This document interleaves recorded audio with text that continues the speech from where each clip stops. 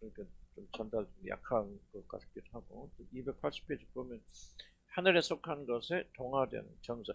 정서가 우리가 예수님을 주로 믿을 때 정서 바뀌잖아요. 정서 바뀌는데 이제 우리가 완전히 바뀌었지만은 그 바뀌어진 정서가 우리 안에서 누려지는 것도 별개의 문제다.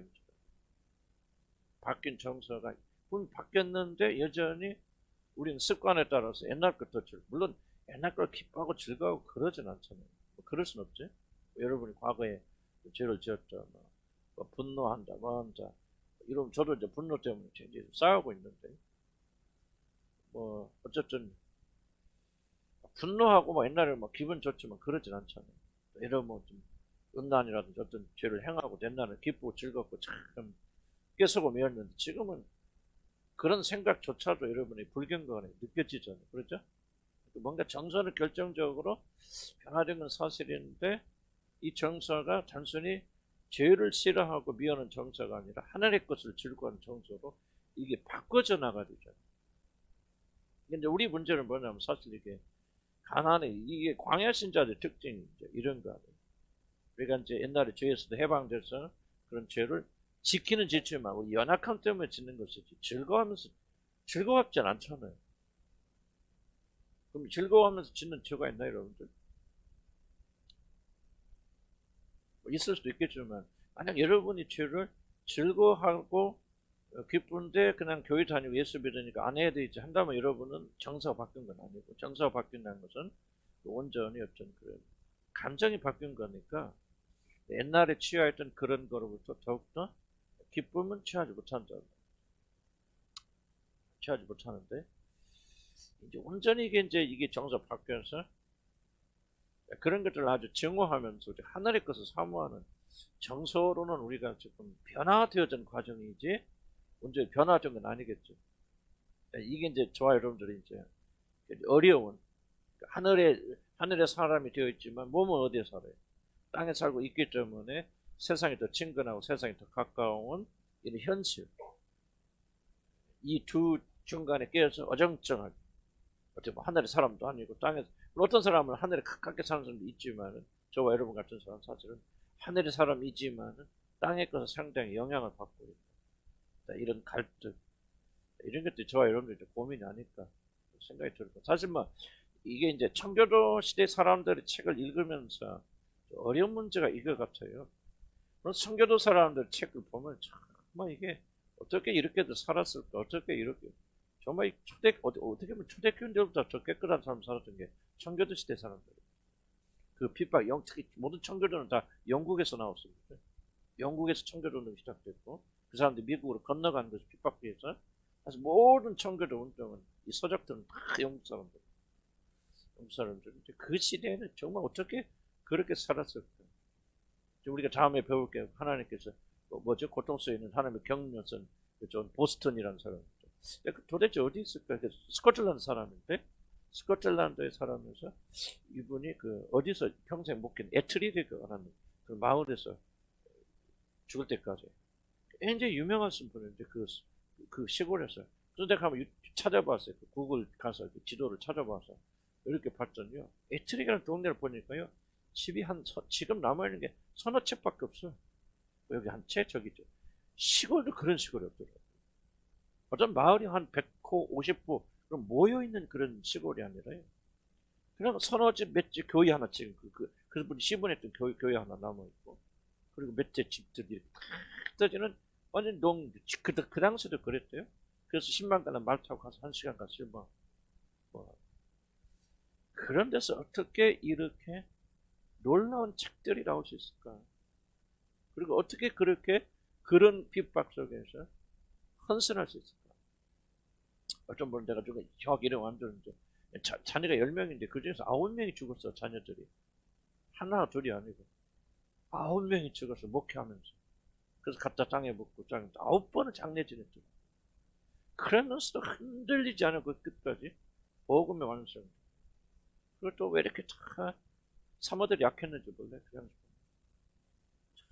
그냥 우울증 이런 것들 그렇게 다 시달렸음에도 불구하고 그들이 끝까지 믿음에 승리하면 어떻게 보면 난 그러니까 초대교회보다도 더 놀라운 역사 이 청교도 시대에 일어나죠. 그래서 그분들이 쓴 책과 설교를 보면 한결같이 은혜스러운데 이제 문제는 뭐냐면 우리 삶과 너무 동떨어져 있다. 이게 나도 청교도를 하면서 이제 고민하고 있는 부분들이 현대 신학자들 현대 설교자들은 자기들이 우리 비슷한 삶을 사니까 그러니까 그래 아무리 성경을 이해하기에도 우리가 크게 동떨어지지 않는단 말이죠. 근데 이게 너무 고상한데 이게 참 저도 이게 고민되어지는 그런 상황이고 그렇다고 해서 우리가 기준점은 높아야지 기준점은 옆에다 놓고 이렇게는 안 되잖아요. 그런 어려움이 있긴 있지만은 우리가 변명 삼지 말고 적어도 우리가 노력하는 대로 다 오는 거 아니니까 노력한다고 그래도 우리가 100개를 노력하면 10개를 거둘 수 있을 정도니까 사실 10개를 거두려면 100개를 노력해야 된다 그런 차원이거든요. 기준을 낮춰버리면 이건 참 심각한 문제가 일어나는 것이고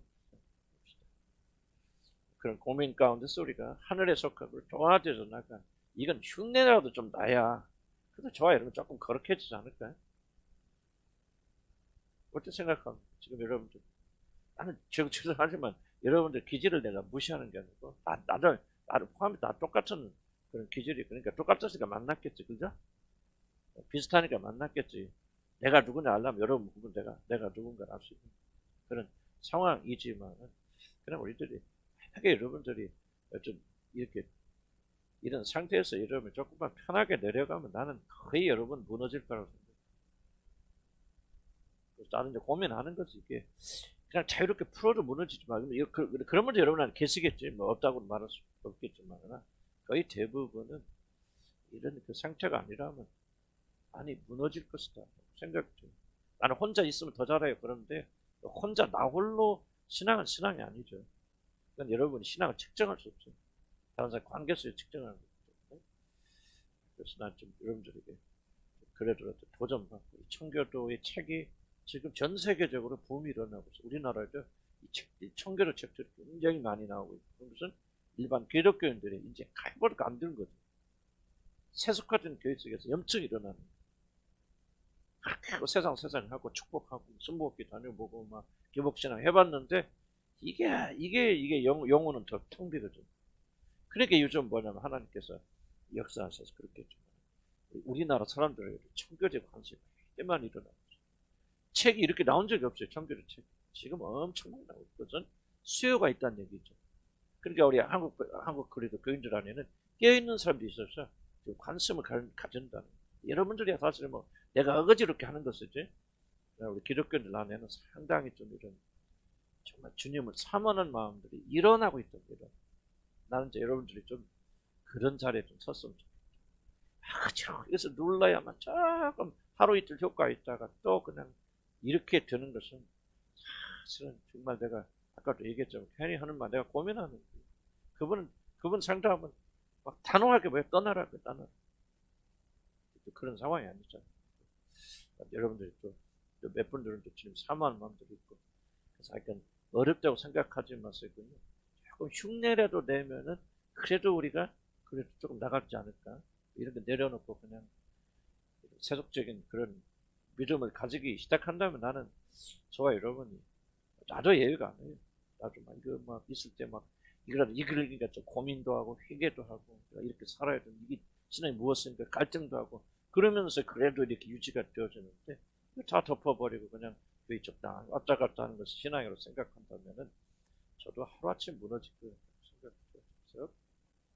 어렵지만 하나님께서 또 하시는 일이 있으니까 기억하실 바랍니다. 그래서 하늘에 속한 것에 동화를 어떻게 해서 우리 하늘에 속한 정세에 동화되어져 나가느냐 하는 것입니다. 자, 280페이지 한번 볼까요? 무슨 얘기는 280페이지에는 우리의 정서가 믿음으로 이끌려 가지 않는 점이에요. 잘못된 거다. 자, 주목하세요. 다 읽으면 시간 없으니까 주목하세요. 정서의 핵심은 뭐라고 생각해요? 정서의 핵심은 뭐죠? 감정이에요. 물론 감정 이상의 것이지만 정서의 굉장히 중요한 핵심은 뭐냐면 감정의 부분입니다. 그런데 이 정서가 감정으로만 이끌고 간다면 그 정서는 오래가지 못한다는 거죠. 이 정서가 반드시 뭐의 조명을 받으면 믿음의 조명을 받아야 돼. 믿음이 그 정서를 이끌고 가야 돼. 그러니까 아무 정서나 또는 감정이 먼저 나와서는 안 되고 근거가 잘못된 것이 되어서는 안 돼요. 자, 여러분이 기쁠 때 왜 기쁩니까? 그 기쁨의 원인이 있으면 그 원인이 진실이라면 기쁘죠. 보세요. 여러분이 자녀가 있는데 여러분 자녀가 서울대학교에 들어갔다. 합격해서 진짜 합격을 했어. 그래서 합격을 해서 그것이 여러분의 정서에 영향을 줘서 기쁘다면은 여러분 오늘은 막 기쁘고 흥분했어. 내일 가면 이 기쁨과 흥분이 조금 사라질 수는 있지만은 뭐는 사실이기 때문에 내 자녀가 서울대 합격이기 때문에 어제와 같은 똑같은 감정은 일어나지 않지만은 이것을 생각할 때마다 기뻐요, 안 기뻐요? 기쁨이 있겠죠. 아, 그렇구나. 우리 자식이 열심히 했으면 서울대 들어가서 너무 좋아, 잘해. 하고 이 기쁨이 오래 가지만은 만약에 여러분이 보세요. 아, 이게 우리 자녀가 어저께 합격했다고 통지 받았어. 기쁘 출발했는데 그 다음날 가면은 아, 합격이 아니고 잘못 처리됐어요. 잘못 통보가 된 겁니다. 하고 만약에 내 기쁨이 근거를 잃어버리게 된다면은 그 기쁨은 거기서 끝나버리는 거죠.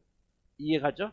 그런 것처럼 여러분의 정서가 아무리 바뀌어서 기쁘고 즐겁고 감사하지만은 그 여러분의 그 어떤 기뻐하는 원인이 믿음으로 나온 것이 아니라면 진리에서 나온 것이 아니라면 그럼 예를 듭시다. 여러분 구원에 대해서 기뻐하고 즐거워하잖아요. 내가 하나님 아내가 줬다는 사실이 처음에 여러분이 흥분하고 기쁘고 마치 술 먹은 사람처럼 술 잔에 그런 감사와 감격이 있단 말이에요. 그러다가 이런 뭡니까? 이 시간이 지나면 저 같은 한 5, 6개월 갔는데 6개월 정도 갔구나. 6개월 정도 정말 매일 감사와 감격 눈물과 콧물과 정말 내가 구원받은 한 가지 사실만 해도 감격스러운데 그 시간이 지나면 뭐냐? 일단은 감정은 사라질 거 아니에요. 그래서 그 시가 처음과 같은 그런 믿음은 감사와 감격은 우리가 가질 수 없죠. 그래서 그런 감격이 사라진 뒤에도 만약에 뭐가 진실이라면 내가 구원받았구나, 하나님의 자녀이구나, 그래 하나님의 자녀라면 이렇게 영광스럽구나 하는 이 믿음이 진리가 여러분의 정서를 이끌어줬다면 정서 위쪽으로 표현하는 감정이 사라져도 여러분 똑같이 기뻐 즐거울 수는 없겠지만 그런 마음속에 그 불씨는 있을까 없을까? 살아있게 되어져서 언제든지 주님의 성령의 이끄심에 따라서 다시 불사를 일으켜서 내가 구원받는 거죠. 근데 참 여러분이 갖다 그 감각을 가지기는 불가능해요. 한번 여러분의 삶에서 일어나서. 그래서 우리는 그것을 생각하면서 그런데 중요한 것은 이 진리가 살아있다면은 여러분 이 기쁨을 위쪽으로 표현되는 것은 약화되지만은 여러분 속에서 이 기쁨은 살아있어서 고난도 이기게 하시고 역경도 이기게 하시고 여러분 주님 안에 거하도록 만들어준다. 근데 뭐가 없다면 이 정서가 만약에 진리에 근거하지 않아 구원의 확신이 없어요. 그때는 감정대로 내가 막 떠들어댔지만은 진짜 내가 구원이 일어난 게 아니에요. 구원을 받은 게 아니에요. 그렇다면은 이 감정이 죽어버렸을 때 이 감정이 다시 회복될까요? 안 될까요? 안 된다 그 말이에요. 그러니까 정서가 우리 정서가 반드시 뭐에 이끌림을 받아야 되냐? 진짜 팩트, 진리, 여러분한테 일어난 사건 이것이 근거해야 돼요. 감정은 사라져도 내가 구원받은 확신은 사라진다. 만약 진짜 거듭났잖아요. 구원받아 안 사라지죠. 그 내가 조금 낙담됐다. 하나님의 자녀야 하니까 왜 그 사람이 이 영적 상태를 유지해 나가는 거예요. 아멘. 만약 정서가 진리의 믿음에 두지 아니하고 여러분의 감정, 느낌에 둔다면 그 정서는 감정이 사라져가 함께 사라지게 되어집니다. 그래서 항상 우리 정서는 어디를 향하고 있어요? 진리, 믿음을 향해 나가고 항상 하나님을 사모하는 이 초점을 우리 감정은 그 진리의 결과로 나오는 것이지 이것이 주가 되어줄 수 없다 그 말이에요. 여러분들 아세요? 여러분들이 진짜 거듭난지 구원받는지 안 되죠. 여러분 거듭나서 확신했어요. 그 확신 있을 때 그때 뭐 펑펑 뛰고 감사하고 감격하는데 다시는 그것이 사라져 버리고 시간이 지나서 사라져 버릴 뿐 아니라 다시 그런 감정을 회복할 수 없다면은 여러분의 정서는 믿음과 진리에 근거한 것이 아니라는 거죠. 자, 보세요. 찰스 스폴전이나 우리가 앞으로 배울 그 존 보스턴 목사님의 그 책, 그분 그분은 다 우울증으로 심하게 고생했죠. 한번 생각해서 그들이 우울증으로 깊이 떨어진 순간, 그분의 보는 정서와 감정 바닥에 같이 떨어지죠. 우울증 해보시면 알지만 감각이 없어져요. 그렇잖아요. 감각이 없어져 모든 것을 다 잃어버리고, 그랬을 때 이게 이제 그랬을 때 만약에 이 사람들이 다시 일어설 수 있는 힘과 원동력이 뭐냐? 바로 그들 안에 심겨진 믿음에 근거한 정서다. 그들 믿음이 있었기 때문에, 진리를 알기 때문에, 그리고 그들 안에 성령이 거하시기 때문에 그런 바닥에 들어가지만 성령께서 이렇게 회복되어 올라오잖아요.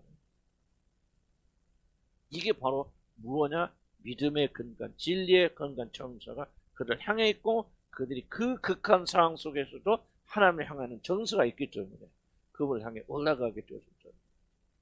근데 이런 일이 없다면은 감정적으로는 기뻐하고 즐거워 뛸 수 있지만은 다시 옛날로 돌아간다?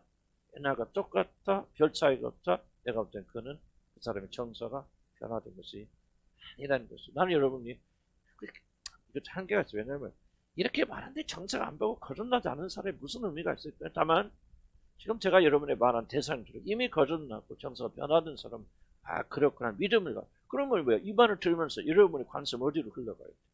내 정서가 진리의 근거인가? 이 중요한 질문을 여러분 항상 던져. 그렇죠?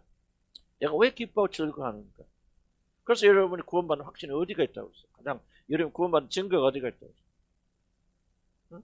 내가 얼마나 기쁘고 즐거우냐, 얼마나 감사하냐, 내가 구원 확신이냐, 여기 있지 않다고 그랬죠. 여러분 구원받는 증거는 어디가 있다고 했어요? 진리가 뭐예요? 이게 여러분들이, 그래서 내가 지금 고민하는 거예요. 듣지 않는다는 거예요, 여러분. 이 정도가 여러분 탁탁 나와야 돼요. 내가 수십 년을 떠들어도 안 나오면 어떡하냐. 그러니까 여러분들이 부딪혔을 때 이게 못 일어나요. 그래서 답답한 게 듣지 않는구나, 인간들이. 그래서 내가 상담받으니까 나하고 떠나라고 하잖아. 당장 가라고 하잖아. 왜 거기 앉아있냐고. 혼나잖아요. 잘 들으라고. 여러분의 구원받은 증거 어디가 있어요? 그렇죠. 십자가를 달리신 예수 그리스도 팩트잖아, 이게. 이건 여러분의 감정에 따라서 변해요, 안 변해요? 안 변하죠. 그걸 붙잡아줘. 거기서 올바른 정서가 나온단 말이에요. 여러분 정작 흔들린 건 팩트에 여러분의 정서에 근거 있지 않고 뭐에 근거 있어요? 좀 느낌과 감정. 내가 구원의 감정이, 구원 확신이 생겼네. 이제 드디어 내가 이제 구원받은 사람이 되었네. 우리 공동체에서 내가 이제 눌리지 않게 되었네. 여러분, 이건 전부 다 자기 중심적 팩트가 아니죠. 여러분의 정서의 근거가. 정서의 근거는 뭐예요? 믿음. 뭐를 믿어요? 십자가를 달리신 예수 그리스도가 오늘부터 사단을 처형하시고 이런 거예요. 이 모든 문제를 해결해 주셨고, 이 믿음이, 그럼 이걸 믿으니까 기쁠 수 있다. 이게 유적 정서 나오는 거죠. 아멘. 항상 우리는 초점을 어디다가 진리, 일어난 일, 십자가에서 어떤 일이 일어났나, 예수 그리스도 죽으시고 부활하시면 어떻게 됐습니까? 내버린 죄짐이 풀어쳤구나. 이 사실, 왜 강조하고 이 사실에 근거를 두어야 돼요. 왜 우리가 아까도 했죠. 십자가 자기 문제를 다뤄라. 왜 우리가 내놓고 직면할 수 있어요? 이미 사단이 예수 그리스도 안에서 처형하시고 그분께서 십자가 달리심으로 내버린 문제를 이미 영적으로 해결해 주셨기 때문에 그 믿음을 가지고 우리가 직면하라고 말이에요. 그런데 직면하지 않으면 뭐야? 아무리 믿는 거 가짜라. 믿는 자들은 직면할 수 있고, 직면하면 우리에게 해결이 되는 것은 이 복음에 놀라운 것이 있기 때문에 그렇다는 거야. 아멘. 잘 기억하세요. 승리할 때. 이 정도 하고 외우셔요. 왜 외우라고 그러냐면, 이걸 외워야 여러분이 고난 있을 때 튀어나오는 거예요, 여러분들. 이걸 외우지 않고 암기하지, 암송하지 않으면요, 여러분 튀어나오지 않아요, 여러분들. 그래서 절망 속에 들어갈 수밖에 없고, 그런 상황 속에서 우리가 팩트를 보라고 말. 그러면 이렇게 해서 내가 구원, 그러니까 내가 내 구원에 의심이 살 때면 어디로 가요? 그렇죠. 하나님 나 구원 확신을 주세요. 막 기분 좋게 해서 구원 확신을 주. 구원의 확신은 여러분 없어요. 구원 확신. 구원 확신을 가려면 어디로 가라? 십자가를 가서 십자가에서 십자가 있다. 이쪽에 갑니다. 가서 뭐예요? 어떤 일이 일어나는 걸 믿으라 그 말이에요. 이 믿음이 약해지면 여러분의 구원이 흐려지는 거죠. 그렇잖아요. 여러분이 왜 구원받는 걸 믿어요? 감정 때문에, 느낌 때문에 아니죠. 그분이 내 죄를 다 참당하시고 나를 대신해 죽으셨다가 부활하신 사실을, 이것이 팩트고 이것을 믿는 믿음으로 우리가 구원받는 거예요. 의심이 들 때면 어디로 가라? 십자가로 가라. 느낌 챙기지. 느낌은 변해도 뭐는 변하지 않는다? 진리, 팩트는 변하지 않는다. 그것을 우리가 구원하는 거예요. 아멘. 그러면 고난 속에 또 흔들지 않게, 역경 속에 흔들지 않게, 낙담될 때도 다시 일어설 수 있죠. 아멘. 자, 그 다음에 281페이지 넘어오면요.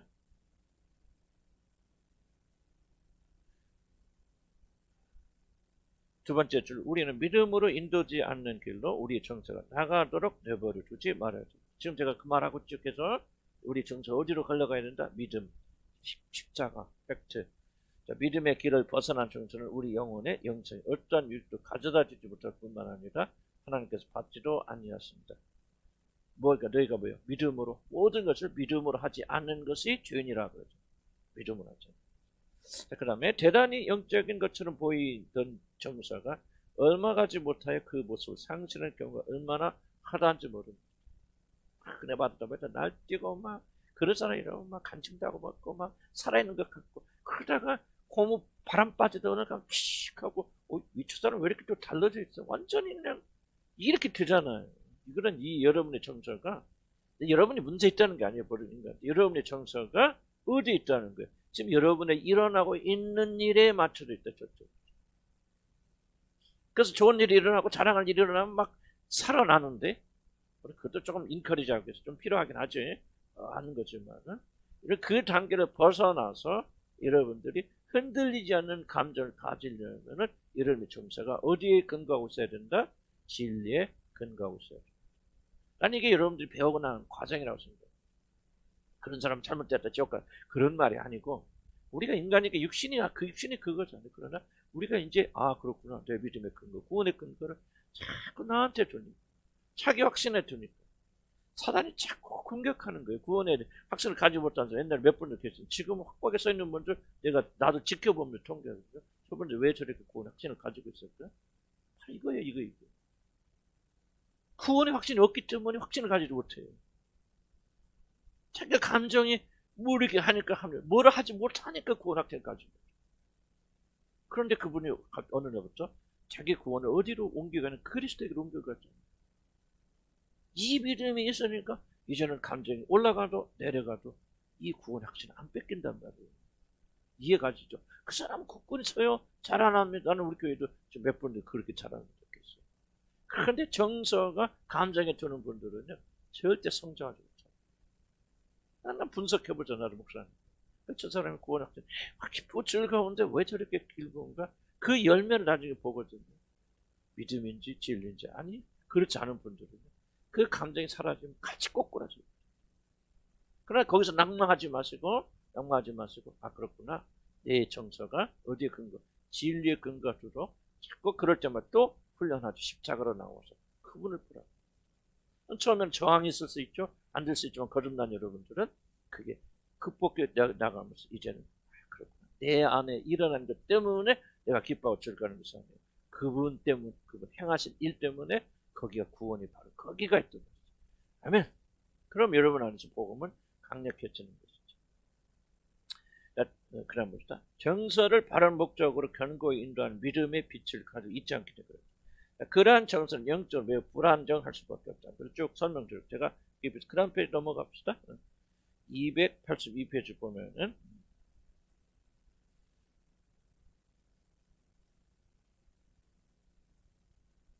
얼마나 양심의 가책 때문에 그런 정서가 변하신 분들은 양심의 가책으로 잠시 얻었던 인상들은 사라지고 맙니다. 자기 했던 생각들을 의무란 공상점을 여기고 그런 생각을 한참 어리고. 양심 때문에 내가 이 죄를 지어서 큰일 났구나, 뭐였구나, 이제 지옥 가겠네. 그래서 괴로워하고 울고불고 하는데 그것도 진리에 근거하지 않았다면 흘러져 나가면서 내가 괜한 거 가지고 그렇게 걱정했네. 그렇게 그런 것 때문에 울고불고 회개하고 참 쓸데없는 짓 했네 하고 그런 식으로 여러분 지나가게 됩니다. 그러나 진리에 근거해서 진리가 여러분 주셔서 여러분의 애통하는 마음이 성령께서 주시고 믿음 때문에 일어난다면 그 애통하는 마음은 지속이 되어집니다. 저도 지금 몇 달째 좀 회개한 상태. 지속적으로 이게 감정에 따라 올라내려가다 그러지 않아요. 여러분, 성령 역사는. 여러분이 그런 정서를 잘못 오해하면요, 감정으로만 보게 되어진다면요, 그냥 오늘 내가 죄를 느꼈습니다, 회개했습니다, 눈물을 그렇습니다, 이게 끝났습니다, 그렇게 말하는 것은 여러분 굉장히 회개를 시작도 않은 사람들이 그런 얘기예요. 회개는 그렇지 않아요. 삶 전체가 바뀔 때까지 지속적으로. 그러니까 보세요, 정서가 건드려지고 양심이 건드려진 회개는요, 양심이 아프잖아요. 그리고 잘못했고 하지만은 그 아픔이 사라지면 같이 사라져요. 그러나 진리가 여러분 안에서 여러분 역사에서 그 진리가 여러분의 마음을 애통하게 만듭니다. 그 문제 해결 때까지 지속적으로 애통하는 마음을 내 안에 계신 성령께서 유지시킵니다. 장기적인 효과가 있어요. 장기적으로 이뤘어요. 그래서 우리는 지속적으로 하루아침 문제 풀어지는 거 아니지만 끈질기게 자기 잘못을 뉘우치. 끈질. 그래서 우리가 그렇게 또 지금 내게 주신 것도 빨리 육신은 빨리 없어지기 원하지만 주님, 내가 온전히 이 죄를 뿌리 뽑을 때까지 주님 이 고통을 떠나지 않게. 그렇게 우리가 어렵지만 그렇게 기도하는 거예요. 그러니까 나는 여러분들에게 이제 경고라기보다 표현할 것은 감정에 의해서 양심이 잠깐 느꼈던 것, 잠시 보였던 그 반짝거렸던 것을 여러분 붙잡지 말라고. 그거를 여러분 강조드려요. 성령 역사하시는 그렇게 반짝거려 끝나는 게 아니죠. 그런 것이 없을지라도 난 여러분 가운데 변하신 분들은 이런 반짝거리는 게 없어도 그분은 어떻게 진행이 되었는가, 지속적으로 뭔가 열매 맺을 때까지 있지 않아요. 그러나 어떤 분들은 감정적으로 회개하고 눈물도 하지만 그 다음날 가면 없어져도, 이런 감정이지 영적 정서가 아니라, 영적 정서는 항상 그 죄를 애통해하는 마음이 오래가게, 양심의 이상의 것. 양심은 우리가 내적으로 느끼는 것을 느끼게 해주는 하나의 감각기관이지 양심 자체가 우리 이끌어줍니다. 양심이 아프다, 뜨겁다, 뭐한다, 양심이 신호 빨간불, 파란불 주는 것이지, 무엇이 잘못되는 것은 우리 영혼에는 깊은 하나님의 말씀이 그렇게 진리로 이끌고 나간 자. 여러분 그런 생각 가져야 됩니다. 영적을 바라는 것도 하더라도 믿음의 빛으로 인도를 받지 못한다면 고작 그런 정도 잠깐 눈물 흘리고 아프고 통하고 또 끝나버려요. 제가 이걸 왜 지속적으로 반복하느냐, 저와 여러분 이 단계를 빨리 벗어나야 되겠죠. 기뻐하고 절망하고 또 울고 슬퍼하고 회개하고 그렇고, 그렇지만 그것이 끝이에요. 그렇다면 그 사람은 영적 정서가, 진리가 그 사람 이끌고 가는 게 아니야. 열매가 없단 말이야. 열매가. 회개는 그거 아니잖아. 회개는 반드시 열매가 맺혀야 되고, 이번 세례요한 너희가 가서 회개에 합당한 열매를 맺어. 저 여러분이 이런 합당한 열매를 맺을 의도가 없다면 그 정서는 전혀 하나님께서 준 정서가 아니라 그 말이죠. 그래서 우리가 지속적으로 여러분이 회개하면서 이걸 받아들여야 돼요.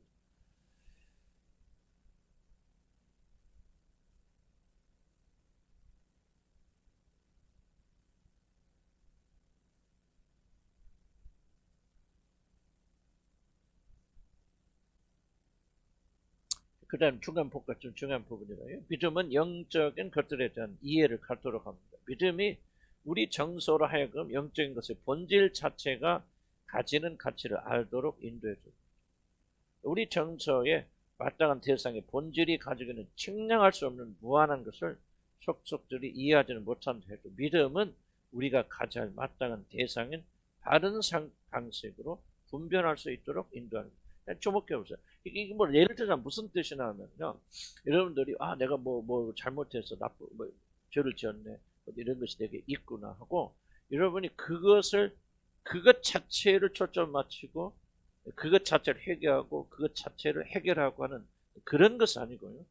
조금 이해가 잘 될지 모르지만, 여러분이 정말 성령께서 진리에서 애통하게 하신 것이 있다면요, 내가 이런 문제를 가지고 있는 그런 존재라는 사실 때문에 애통하는 것이죠. 이해 갔습니까? 내 안에 정말 하나님의 사람들이고 구원받고 거듭나서 하나님의 거심에도 불구하고 그리스도 형상을 닮은 그런 자로 만드는 자임에도 불구하고 여전히 내 안에 이렇게 세상을 살아 물질을 살아가고 있다고 하는 이 사실이 여러분을 가슴 아프게 만들어요. 이런 사람과 내가 이런 거 했더니 내가 이런 손해가 있었구나, 어려움을 겪었구나 하고 그것 때문에 가슴 아파한다면은 그런 문제가 여러분 해결되거나 그런 걱정 근심이 둔화가 되어지면은 여러분이 느끼고 있는 영적 통증까지 같이 사라져요. 이 차이를 이해가시 무슨 차이인가요? 나는 여러분들 진정을 해결하지 못하는 대부분의 사람들은요, 여러분이 무엇인가 여러분의 행위와 여러분의 상태가 여러분 불편하게 만들기 때문에 그것 때문에 회개하는 것이죠. 이 상태가 여러분 안에 있는 이런 죄가 불편한 것이 여러분이 어떤 상태에 있는가 여러분 자신을 말하여 주기 때문에 그것 때문에 불편해서 회개하는 것이 아니에요. 자, 이 차이 이해가요? 유형자님 이해 잘 안 가는가 봐. 자, 이해가 안 가. 이해가 내가 다시 설명. 자, 이해 가세요 진짜? 그러니까 성령 역사하시고 참된 정세 이끄시면요, 여러분이 내가 이를 죄를 지었어, 잘못을 저질렀어. 그렇기 때문에 내가 우리 집안에 이런 일이 일어났어. 내가 뭐 남편이 나도 뭐 사랑하지 않고 뭐 돈도 잘 안 벌리고 그래. 그런 마음을 가지고 있는 사람은요, 남편이 돈만 더 잘 벌게 되어줬다. 남편이 일거리 생겼다. 그러면 그 정서 싹 사라져버려. 여러분 그 말 이해가요? 이 형이 자면 무슨 말인가? 그런데 성령께서 주는 정서는 뭐냐면요, 내 안에 그런 물질을 사랑하는 마음이 있구나. 내가 물질을 내 자신의 안전으로 삼고 있구나. 이 상태를 고통스럽게 여기는 거예요. 이해가지 무슨 말인지. 확실합니까 이해가? 여러분이 이 상태가 거듭난 사람들의 정서가. 그러니까 여러분이 어떤 불편한 것은 하나의 심텀에 뭐라고 설명할까? 현상, 어디가 아프고 열이 난다 그러면 여러분 보세요. 그냥 열이 나는 것 자체가 문제가 아니라 왜 열이 나는가가 중요하잖아요. 폐가 안 좋아서 열이 나는 거야. 그러면 폐를 고쳐야 되잖아요. 똑같은 거거든요. 하나님 참된 정서를 가지고 있는 사람들은 내 안에 정말 내가 그래서 저도 좀 여러분 내가 무슨 문제라고 여러분 다 설명할 필요도 없고 알 필요도 없지만은 그런 문제가 나한테 굉장히 괴롭힘을 당해주는 것은 물질에 관한 것도 아니고 뭐가 아픈 이슈가 아니에요.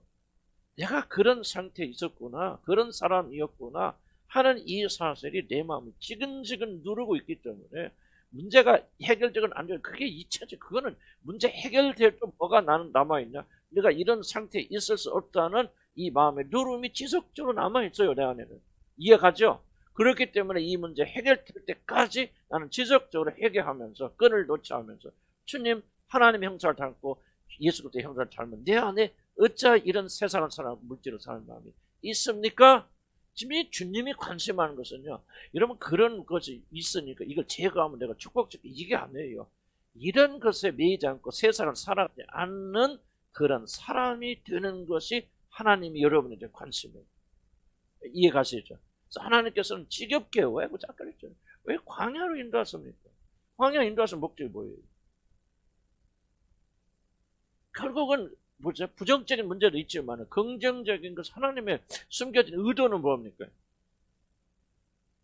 사람이 떡으로만 사는 것이 아니에요. 오직 하나님 입에서 나오는 말씀으로 사는 아니라 이거를 인정할 수 있는 사람들로 만들시기 위해서 광야를 보냈습니다. 이해가세요? 광야에서 어떤 일을 하는 것은 2차적인, 부차적인 정말 중요한 거죠. 그래서 40년대 그리고 뭘 배웁니까? 사람이 사는 거죠. 떡으로 사는 게 아니라 떡만 말하는 게 아니에요.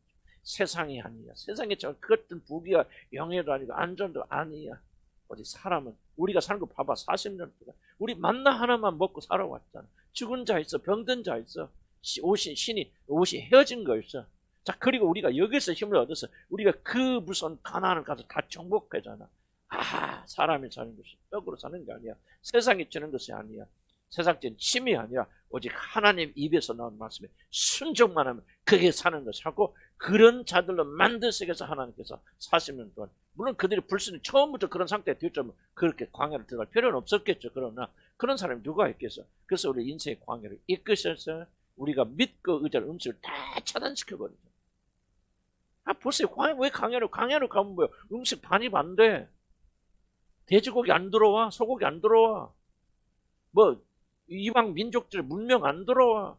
제사소에 안 들어와. 우상숭배 안 들어와. 광야 한복판에 뭐가 와서 장사가 있어, 뭐가 있어. 완전히 거기는 그냥 하루에 24시간 하나님 하늘만 바라봐야 돼. 하루아침에 하죠. 하루아침에 하다가 그냥 가나안 데가 또 잊어버리죠. 그래도 잊어버리는데 40년 동안 이 세대 가나안 정복 시대의 사람들 그것을 만들어갔으니까 하나님께서 원하시는 게 바로 그거라고요. 이게 바로 이거 진리를 아는 이 정서가 우리가 기쁨이 되는 거예요. 사도 바울이 뭐예요? 저희가 가시가 떠나기 저번에 강같이 하나님이 노했죠. 설명해 줬잖아요. 근데 하나님 뭐하고 했어요? 사도 바울이 기뻐하고 또 기뻐하죠. 그럼 이분의 기쁨의 정서 어디서 나와요? 하나님의 아니 왜 기뻐 즐거웠어요?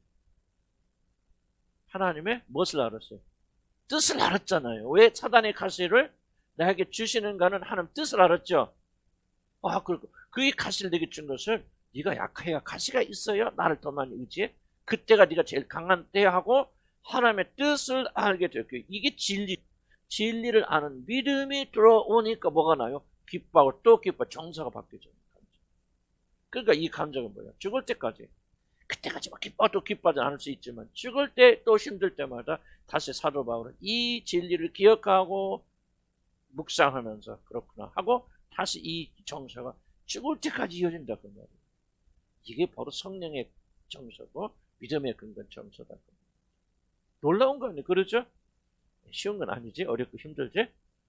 광야에 있는 거 좋아하는 사람 누가 알지? 하나님만 바라보고 안 좋아요. 우리 인간은 육신을 가지고 있기 때문에 하늘나라 가면 진짜 우리는 사심 없이 그렇게 하지만은 인간은 그럴 수 없어요. 그러나 우리는 진리를 바라보면서 그렇구나. 하나님께서 이게 축복이구나. 근데 이게 힘들단 말이에요. 육신을 가지고 있으니까. 끊어내잖아. 팔 끊어지면 아파.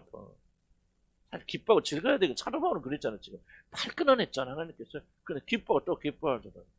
그 사람을 믿은 거 우리 믿으면 하늘과 땅 차이지만 우리는 뭐예요? 기뻐하려고 노력은 할 수 있잖아. 그렇군. 힘은 들지만 아프죠. 이 이해가 고통이 있을 때 고통을 견디게 만들어준다. 하나님 믿으면 고통이 없어진다는 게 아니고 복음이 들어오면 그냥 있는 고통이 다 도망가서 행복하게 되는 거. 그거는 거짓말이에요. 복음을 믿으면 막 다 행복해진다. 그거 거짓말입니다, 여러분. 그런 거짓말 하면 안 돼요, 우리들은. 그 거짓말이에요. 복음을 물론 행복이라는 결론으로 맞는 말이죠. 과정에 인간의 행복에 초점 맞추지 말라 그런 뜻이에요. 여러분 예수 믿어요. 근데 아까도 얘기했죠. 하나님 어떤 방식으로 우리 마음 안 들어요. 아니 이 노예 상태에서 건져놨으면 가나안에 갖다 놓아야 될 거 아니에요.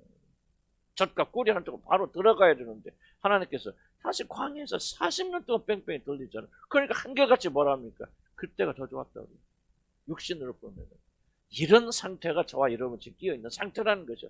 복음 봅니다. 그 상태에서 우리에게 소망을 주고 믿음을 주면서 어떤 소망? 우리가 여기서 참고 견디고 이겨나가면 우리가 그리스도와 같은 사람이 될 거야. 거룩한 사람 사도 바울처럼 하나님만을 사만 그런 사람이 될 수 있으라는 이 소망을 복음이 줘야죠. 이해하십니까? 하나님 믿는 믿음이 주는 거죠. 하나님 믿으면 모든 걸 잘 때 이 광야가 가나안으로 변해. 전부 이게 기복주의, 주술주의 신앙. 나도 그런 사람 살아봤단 말이죠. 여러분이 왜 지금 힘듭니까? 여러분이 가지는 문제가 힘든 게 아니에요. 만약 여러분 생각할 때 이 모든 문제는 모든 인간이 다 가지고 있는 거야. 전 이 이명으로 심하게 고생하고 있는데 잘 들어보세요. 하나님 이명 잘 치료하지 않아요. 근데 나는 이명 때문에 고통 안 당해요. 자, 제가 여기서 뭐를 지금 제가 이명을 극복한 줄 아십니까? 보통 제가 이명을 고치려고 찾아봤을까? 치료도 받고 근데 안 된단 말이에요. 근데 어떤 분 이런 글을 썼는데 시골에 가면 할머니들이 다 이명 맡아. 우리나라 사람 20에서 30% 이명을 고생하는데 할머니들 뭐라고 하냐면 그까짓 것 갖고 치료받고 다니고 난리 펴. 할머니가 그러는데 이명 다 있는 거지. 그냥 있으랴. 내가 할머니가 되어버렸네. 있으랴 하고 그냥 있는 거야. 막 그런데 근데 의사가 그러더라. 이게 바로 이명의 치료법. 나는 그걸 받아줘. 그래 있으랴 하니 있는 거지. 없애려고 하는 순간부터 여기 집중하게 되고 이명은 그렇게 고쳐진 것이 아니래. 현대의학으로. 아니면 여러 가지 다른 방법도 있어요. 근데 나는 그것이 굉장히 하나님 은혜 가운데 그걸 다 와서 깨달았죠. 그렇죠. 하나님께서 다른 병만 치유하시는데 이명은 치료하지 않는 게 이유가 있구나. 아까 앞에서 무시하지 말라 그 말은 이건 신체적인 것 말은 영적인 병이 아니니까. 그렇구나. 이걸 그냥 인생의 파트. 내가 그래서 고난에 대한 이해가요. 이 이명 때문에 팍 튄 거예요. 그럼 여러분의 문제 뭔지 아십니까? 고난을 제거하려고 그랬는지.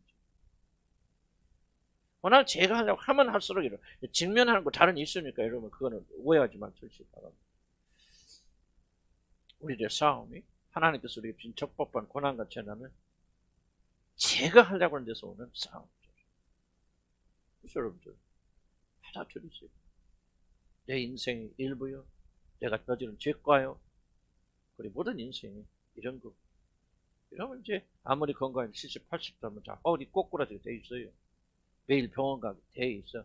그럼 여러분들이 그렇게 가면서도 인생이 그런 게 나이 드니까 다 이런 거 하고 편히 사는 사람이 그렇게 괴롭혀도 시골 할머니 할아버지도 뭐 인간 다 그런 가지 병원 다니 그냥 무시하고 살아. 그러면서 살아가서 이명에서도 행복하게 사는 사람. 그걸 내가 배우고 나니까 이명한테 지금도 들리지만요. 전혀 지장 없어요. 너 이명 있나? 나 있나? 가만히 생각하면 있는 것 같아. 또 어쨌든 피곤하고 잘 나오면 이잉거리는데 그러냐?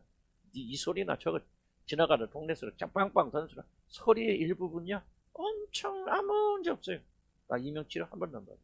물론 전부 다 나같이 치료해 받는다 그런 거 아니에요. 나는 하나님께서 이 고난의 의미를 가르쳐 주시겠죠. 특별히 나에게는 그렇게 가르쳐. 나는 고난과 싸우지 않고 받아들인 것을 해줘. 물론 아직도 싸우고 다른 것은 거부하고 거절하고 왜 없겠어요. 그러나 이런 것들이 삶 속에서 이제 적용돼 나가면서 그렇게 해나가는 거죠. 참고하시기 바랍니다. 뭐다 이런 말 했는지 모르겠어요. 자, 그래서 영적으로 새로워진 정서가 믿음의 주도적인 인도를 해서 영적인 일을 분별할 수 있게. 그래서 무엇이 옳은 것이 그런 것인지 뭐가 믿음이 진리. 그래서 잡으세요. 어떤 분들 이렇게 고백한 우리 교인 중에서 좀 정말 좋은 고백이에요. 어떤 해방을 가져도 되냐. 고난은 인생의 일부다 하는 것을 자기가 받아들이면서 이제 해방이 되었다. 여러분 가운데 저한테 몇 분을 고백하셨죠. 그런 분들 계시죠? 나는 왜 전에는 왜 이게 한두 번은 그렇게 해도 그러니까 진리를 전해도 한두 번만 혜택 받는 것 같아요. 또 다른 거 하면 또 다른 분이 혜택 받고. 여러분이 지금 싸우고 있는 문제는 다른 거 아니에요. 왜 내가 이런 어려움을 겪어야 되나? 이 질문이에요. 왜 나만? 그럼 이 생각을 바꿔보세요. 이 고난 문제를 없애려고 하지 마. 없애려고 하는데 해결책이 안 보이면은 우울증이 빠집니다. 해결책이 보이면 우울증이 안 빠집니다. 소망이 생기죠. 거짓이라도. 그럼 붙잡는데 이것도 안 돼, 저것도 했을 때는 완전히 막혔을 때는 그 다음에 딱 오는 게 우울증이에요. 우울증인데 그 우울증을 왜 오게 되고 어렵게 되느냐? 저도 제 생각을 많이 정리합니다 하면서. 그래서 나 여러분들에게 말씀드리는 거예요. 그냥 이런만 말씀드리는 것이 아니에요. 그것은 뭐예요? 왜 우울하게 되냐? 인생은 잘 돼야 돼. 행복해야 돼. 모든 것이 막힘이 없어야 돼. 근데 내 안에 이런 일이 일어난 거 보니까 내가 뭔가 잘못된 것이 틀림이 없어. 그리고 이것을 해결할 수 있는 방법이 내게 없어 해서 우울해지죠. 근데 여러분 생각 바꿔보세요. 인생은 원래가 이런 거예요. 원래가 이런 거예요. 이러면 그 세계에서 정말 행복지수가 높은 나라가 어딘 줄 아세요? 그거는 일본이 스웨덴, 북미국이 거기는 굉장히 행복합니다. 그 사람들. 그래서 아마 스웨덴이 1위라고 그랬던 거예요. 그렇겠지만 그 나머지 리스트를 보면요. 누가 상위권이라면 정말 가난한 나라의 상위권. 방글라데시. 그 다음 세계에서 자기들이 가장 행복하다고 스스로 주장하는 1위가 부탄. 부탄은 조그만 나라처럼 가보지는 못해서 네팔 옆에가 부탄 네팔 옆에 있죠, 목사님? 네팔 옆에 부탄. 최고로 자기들 행복하다고 생각해요. 근데 굉장히 가난해요. 그리고 또 아프리카 사람들. 그럼 왜 그렇게 가난하고 어렵고 힘든데 왜 그들이 행복하냐? 그들은 생각은 삶이 다 이렇다고 생각해요. 북한 가보세요. 북한에서 다 요즘은 아니겠지만 북한 사람들이 우리나라 사람들 위해서 홍수나고 가뭄 들으면요. 뭐 한다니까 남한 사람들 우리도 이렇게 힘든데 남한 사람들은 얼마나 힘들까 생각한다. 그래서 우리 북한에 있는 사람들은 그래도 왜 견디냐? 더 어려운 남한 사람들을 생각하면서 견딘다는 거죠. 불쌍하거든요. 여러분 잘 들어보세요. 생각이 우리를 결정해요. 이런 고난과 어려움이 삶의 일부라고 받아들이면은 여러분 우려하지 않는데 이것은 나만 왜 이래야 돼? 그러니까 삶의 일부라고 받아들이질 않기 때문에 이런 현상이 문제. 그래서 우리는 이 점을 우리 잘 간과하고 기억하면 안 돼요. 그래서 내가 무슨 말 하겠냐? 바로 여러분 이 믿음이 진리를 아는 것이 정서에 굉장히 직접적인 그런 영향력을 행사한다 그런 얘기를 합니다. 아는. 자, 283페이지 넘어가게 되면 믿음의 다섯 번째 믿음의 빛으로 말미암아 사랑과 기쁨으로 사모해야 할 것들이 진정한 본질을 분별할 수 있게 믿음으로. 무엇이 가치 있는, 무엇이 옳은 것은. 자, 벌써 여러분 지금 당하고 있는 고통의 큰 이슈가 뭡니까? 지금 오해에서 생기잖아요. 내가 행복하고 만족하려면 돈이 절대적으로 중요한 거야. 그래 돈이 없어 말이야. 돈이 없고 아무것도 없을 위기에 들어가니까 우리 내면의 자가 불안해지잖아요. 저도 사실 이런 걸 좀 경험하고 있죠. 그런 걸 통해서 내가 보는 거죠. 내 믿음의 본질이 지금 어디가 있는가. 하나님이라고 말하지만은 내가 진짜 하나님이 100%인가는 그 믿음의 본질을 도전해요. 그러니까 여러분이 불행이나 지금 어려움을 겪고 있는 대부분의 문제 속에는 여러분이 안전을 둔 것들이 흔들리고 있기 때문에 일어나는 현상이죠. 자, 벌써 여러분들이 난 그래 돈 없어도 괜찮지만은 사람 건강해야 돼. 건강한 몸만 있으면은 얼마든지 살 수 있지만 돈만 뭐나 그리고 건강이라 하고 건강을 절대적인 위치에 있는 사람들이 이제 건강에 어려움이 생기는 그 사람은 손세계가 흔들립니다. 이런 일들이 나는 여러분들에게 일어날 수 있잖아요. 자기 몸을 우상처럼 생겨왔던 사람들은 이제 나이가 들면서 자기 몸이 허약해지는 걸 보면서 히스테리로 들어가요. 히스테리까지. 굉장히. 그래서 이런 걸 통해서 우리가 무엇을 섬기고 있고 무엇을 신뢰하고 있는 것을 우리가 좀 그게 발견할 수 있단 말이에요. 그래서 믿음의 빛이 이걸 조명해 줘요. 그래서 그 믿음은 우리가 어디에 안전을 줘야 되는지, 어디에 기초해야 되는지, 거기서부터 참된 정처가 시작이 되어집니다. 그 빛 없이는 우리가 나가야 될 바른 진리와 교리의 정서를 고정시킬 수가 없는 것입니다. 이게 여기서 빛이라는 성령이 인도하시 이끄심이라고 또 말할 수 있겠죠. 성령 역사하시고 여러분의 그 정서를 인도해 줘야만이 이 말이 맞구나 기쁨이 생기잖아요. 그러나 정서에 하나님 빛이 비춰지지 않아요. 지금 여러분 듣긴 듣지만 왜 깨닫지 못합니까? 다른 거 없어요. 바로 여러분의 마음과 생각에 성령이 조명해 주지 않기 때문에. 조명해서 빛이 주면 깨닫죠. 충격적으로 깨닫으면 그렇구나. 내가 이렇게 물질을 사랑한 사람이었구나. 물질에 내 안전을 두고 사는 사람이었구나. 성령이 조명해 주시니까 거절할 수 없고 부인할 수 있는 방식으로 내가 인식하고 인정할 수밖에 없죠. 그러나 아무리 그렇게 내가 말하고 가르쳐도 내가 그런 사람인 줄은 성령이 조명해 주기 전까지는 잘 모릅니다. 내가 이렇게 좀 경제적인 면에 두려움을 가지고 있구나. 물질이 하나님의 자리에 있구나. 이래서 이렇구나. 그러기 전까지는 전부 자기 행위가 정당화가 되고 난 그럴 수밖에 내 위치에 있는 사람이 그러지 않은 사람이 누가 있겠어라고 정당화하지만은 성령께서 내 영혼을 조명하게 주어질 때는 그런 문제를 확고하게 보이게 되고 그래서 우리가 그 문제 때문에 회개하게 되어집니다. 진리가 살아서 우리 안에 조명해줘요. 그래서 성경 묵상이 그렇게 중요한 거죠. 성경 묵상, 성경 말씀이 여러분 조명하도록 성경 읽을 때 하나님께서 빛을 비춰주죠. 영혼이 하늘에 속한 것들의 본질과 아름다움과 진정한 탁월함을 발견하고 마음의 정서를 언제나 그리로 향하게 하기 위해. 자, 이게 또 반대 얘기죠. 그런데 우리 정서가 어디 하늘을 향해서 하나님께서 빛을 비춰주시면 하늘의 것에 그렇게 영광스럽고. 자, 우리가 땅에 집착한 이유는 근본적 이유는 뭐죠? 하늘의 영광을 모르기 때문에. 장차 우리에게 주어질 그 영광. 그래서 사도 바울이 기도하잖아요. 사도 바울 유명한 기도 중에서 우리 마음의 눈을 밝혀서 부르심의 소망이 도대체 무엇을? 하나님께 우리 부르셔서 어떻게 만들어진 그게 플랜이 무엇인지를 알게 해주세요. 그럼 뭡니까? 우리들 위해서 준비하는 그 기업의 영광이 풍성하고 우리 장차 하늘나라에 들어가게 되어서 우리들이 누리는 모든 영광이 가득 찬 것을 그리고 우리를 지금까지 이렇게 세우신 하나님의 권능과 능력을 체험하기 원한다. 자, 벌써 여기서 중심적인 거 우리들이 장차 얻게 될 기업의 영광의 풍성함을 왜 사도 바울이 우리 그들이 볼 수 있도록 하여 달라고 그렇게 기도합니다. 자, 사도 바울이 위대하지만 그러나 사도 바울의 믿음에 조금 도움이 됐던 게 뭡니까? 왜 그는 이 땅의 것을 그렇게 부인하고 목숨을 걸고 아무것도 똥처럼 여기고 대변처럼 여기면서 왜 그가 그렇게 추구할 수 있었습니까? 그 이유는 무엇이 있었습니까? 하늘에 올라갔죠. 하늘에 올라가서 그리고 하나님의 관계에서 하늘의 것을 맛보았기 때문에. 그래서 그리스도 예수를 아는 지식이 가장 고상하다는 사실을 그는 맛보 알았기 때문에 다른 것들을 대변처럼 여기는 그런 믿음이 가능한 거지. 여러분이 왜 세상에 집착합니까? 왜 세상에 그걸 끊어낼 수 없습니까? 왜 세상에 그렇습니까? 근본적인 원인은 뭐냐면 사도 바울처럼 신령한 것들을 우리가 맛보지 못했어요. 그래서 이게 이제 사실 한계, 저도 한계고 여러분 한계고. 우리 하늘나라 다 갔다 오면 뭐 그렇게 됩니까? 그건 좀 조용히 하고 뭐 하늘나라 가기로 사모하고 뭐 그런 말 하는 거 아니지만 전 하나님께서 사도 바울을 통해서 보여주신 거 뭐냐?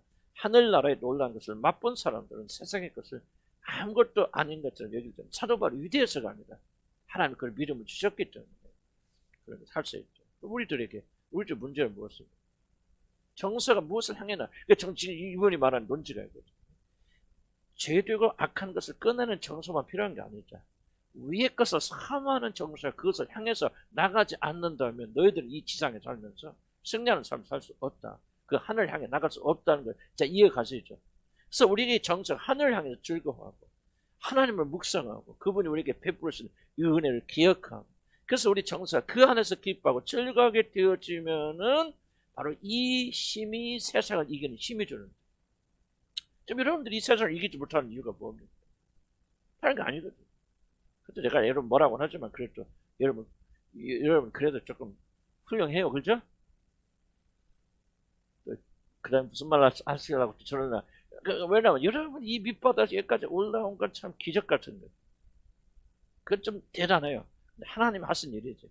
근데 정말 중요한 것은 지금 여기서 머물러 있지. 그럼 여러분이 보세요. 악을 행하진 않죠. 마음으로 저는 저거 하지만 옛날같이 음란한 짓 안 하잖아요. 그 분노하고 뭐하고 덜 하잖아요. 하여간 많은 보이는 죄에서부터 여러분이 끊어냈을 뿐만 미워하죠. 그렇죠? 그래 안 그래요? 그렇죠.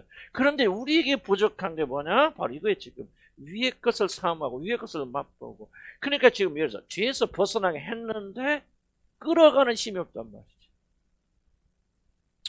그래서 옛날 같은 죄는 여러분이 끊어냈지만은 정말 그날을 향해서 올라가려면 뭐가 되느냐? 우리 정서가 그 위의 것을 즐거워 기뻐하고 사모하는 이 정서를 이미 변했지만 그렇게 되어져서 하나님만 생각하고 기쁘고 즐겁고 그분께서 예수님을 통해서 우리 행하신 일들 그 우리가 견인하여서 이끌어가시는 하나님 인내와 자비를 묵상하고 생각하면 그것이 그렇게 즐겁다면 왜 우리가 구태 세상에 등 돌리겠죠? 우리가 하나도 없어 광야에서 이스라엘 백성들 먹을 것이 많았다면 왜 그들이 애굽 생각했을까 안 했을까? 가나안 직탕 들어가서 그냥 젖과꿀이 현장에서 매일 젖과꿀을 배불리 먹었다면 여러분 이스라엘 백성이 단 한 명이라도 애굽 그때가 좋았다 말할 수 있으면 있을까 없을까? 없을 거예요. 똑같은 이치죠. 그래서 우리는 어떤 의무가 있냐? 어떻게 해야 됩니까? 바로 우리 정서를 지극히 위에 가서 사모하고 바라보고 그것을 묵상하면서 거기에서 즐거움을 우리가 취하지 않고 그것을 배양하지 않는다면 우리는 결코 세상을 이길 수가 없다. 그래서 영의 생각이 바로 그런 거예요. 지금 위에 것을 사모하고 내가 그리스도 예수 함께 살리심을 받았으면 뭐 하라고 하죠? 위에 것을 찾으라 하거든요. 명령이거든요. 명령. 그러니까 살리심을 받은 것은 우리 힘으로 돼요, 안 돼요? 안 되죠. 살리심을 받아서 그 일이 일어났다면은 그 사실이라면 그 사람은 그 다음부터 뭐 해야 되는 거야? 위에 것 사모하라. 사모할 수가 없어. 전혀 그럴 수가 없다면은 여러분 아직 그리스도 예수 함께 살리심을 받지 못한 거죠, 아직은. 살리심을 받아서 여러분 하나님께서 거룩한 성령 여러분이 거하시고 여러분의 정서가 변화했다면은 변화했다면은 어떤 의무가 있냐? 이제 위에 것을 사모하고 찾는 정서가 여러분 안에서 발전되고 나가야 된다. 지속적으로 묵상해야 된다. 기도해야 된다. 그러면은 자연적으로 여러분 세상을 이길 수 있는 힘이 여러분에 생긴다. 그런데 보세요. 위의 것은 사모하는 것은 없는데 계속해서 우리는 윤리적 도덕적으로 위의 것을 찾으면 안 돼. 이걸 찾아야 돼 하고 마음은 세상을 향해 있는데 이 목만 이렇게 돌려 있으니 어떻게 얼마나 목이 아파. 아파 안 아파. 이렇게 하고 있습니다. 한번 해봐 이렇게. 아프지요? 삑 돌려봐봐. 저는 이상한. 그러니까 복음은 그게 아니에요. 복음은 이미 살리심을 받았기 때문에 두 번째 복음은요. 의무가 있어요. 그래서 나는 칼빈에게 들어가자. 난 두 가지를 왜 나는 이 복음을 가르쳐서요. 예정론과 선택론을 같이 가야 된다는 생각. 나는 확신 속에 들어가요. 예정 됐으니까 그 거짓말이에요. 그럼 예정 없이 선택, 나는 그건 불가능하다고 생각합니다. 하나님의 예정과 하나님의 섭리를 공부하는 우리들이 어떻게 해야 됩니까? 지속적으로 선택 내려야 돼요. 매 순간마다. 이게 대치되는 개념이 아닙니다. 싸울 게 아니에요. 나는 예정론은 뭐 교파를 통해서 어떻게 성경 읽으면서 예정론을 부인합니까? 어떻게 우리가 성경 읽으면서 선택론을 부인합니까? 불가능한 두 가지. 마틴 속에서 항상 이해할 수 없는 두 가지 개념. 그러나 성경에 기록됐기 때문에 우리는 받아들여야 된다. 이해하려고 하지만 어떻게 이해하냐 말이야. 하나님 예정하시면 다 우리가 선택 안 해도 돼야 되지. 그런데 아니라는 거죠. 아무리 선택해야 된단 말이야. 어떻게 선택이 우리 운명을 결정하냐고. 아니란 말이야. 이해는 안 되지만 두 가지 성경에 기록됐기 때문에 우리는 버리지 말고 매일 선택해 나가야 돼. 그래서 우리는 위의 것을 찾아야 돼. 명령하잖아요. 사모하라는 거죠. 사도 바울이 경험했던 그 하나를 경험하게 해주세요. 그래서 우리 안에서 그 영광을 알게 해주세요. 이것이 부족하게 되어지니까 자꾸 땅의 것을 기울이게 되어졌다. 여러분, 하나님을 충만하지 못하면, 만나로 충만하지 못하면, 만족하지 못하면 뭐가 문다? 불뱀이 반드시 물게 되어졌어요. 그 불뱀을 참때 따라서 여러분의 마음, 영혼 상태 직면해야죠. 이 안에 세상 사람 마음을 직면해서 올려놓고 직면해 나가서 하늘의 영광을 찾는 사람이 되어져요. 자, 중간 내려오면 그리스도께서 가지신 인격의 탁월함과 그리스도의 중보의 영광을 분별할 수 있는 사람이라면 그리스도를 사랑하지 않을 수 없습니다. 자, 여기서 뭔 말이에요 지금? 뭐가 우리에게 정서를 만든다는 거예요? 진리를 아는 거죠. 책을 읽을 때 여러분이 지금 어렵지만 이 책도 더 어렵고 근데 항상 이 저자가 뭐를 말하는가를 머릿속에 안 들으면 이 뜻 이해하지 못하는 뭘 모를지 못하는 거죠. 정서는 뭐가 중요한가? 뭐가 밑받침돼야 된다? 계속 강조하는 말은 믿음, 진리를 믿는 믿음이 정서입니다. 이 장에서는 이분이 지속적으로 이 주제를 이해하거든요. 이거를 염두에 두지 않으면 책을 읽어도 전혀 다른 해석을 하게 돼요. 저자와 달리. 잘못돼요. 다시 한번. 그리스도께 가진 인격의 탁월함과 그리스도의 중보의 영광을 분별할 수 있는 사람, 믿음으로 그리고 그 진리를 믿는 사람들이라면 그리스도를 사랑하지 않을 수 없다. 자, 그러니까 뭐예요? 여러분이 정서적으로 이미 변화됐기 때문에 정서적으로 올바르게 되려면 나는 감정이 무뎌 어떻게 보면 감정 좀 할까 막 감정 느끼 이게 아니죠. 지금 여기서 정서가 어디서 나오니까 믿음에서 나오니까 지금 여러분이 정서가 변화되려면 어디로 가야 돼? 다시 진리 그리스도를 돌아가고 그분이 누구신가를 생각하고 묵상하고 그분을 깨닫고 알고 하나님과 그리스도에 초점 맞추기 시작하면 여러분의 정서는 따라오게 돼 있다. 아멘. 물론 뒤에도 나오지 이건 시간이 걸린다. 그래서 인내하면서 그게 나오게. 믿음으로 말미암아 영적인 것들에 대한 관점이 견고해지면 정서는 영적인 것들에 강한 애착을 가지게 됩니다. 이 말은 참 중요한 말이에요. 자, 주목해 보세요. 여러분은 정서 변했어요, 안 변했어요? 변했어요. 예수를 주로 받아들여 거듭난 순간 여러분 정서는 온전히 영원히 다른 정서가 되었습니다. 주변 질문, 왜 그 변화된 정서가 우리 안에서 강하게 역할을 담당하지 못하네? 왜 아직도 세상의 것을 보면 즐겁고 기쁘는데 하나님의 것을 보면 그렇게 기쁘지 못하는데 둘 중에 하나죠. 정서가 변하지 않았거나 그러나 정서가 변한 사람도 뭐가 없다. 그 정서가 애착 상태가 있잖아요. 그 정서에 강하게 붙어 있지 않아요. 강하게 거착되는 것은요. 한순간 일어난 사건이 아니죠. 내가 누군가를 사랑하였을 때 내가 보는 순간에 여러분 내 사람이다. 나 사랑하는 사람이라고 감정은 일어날 수 있지만은요.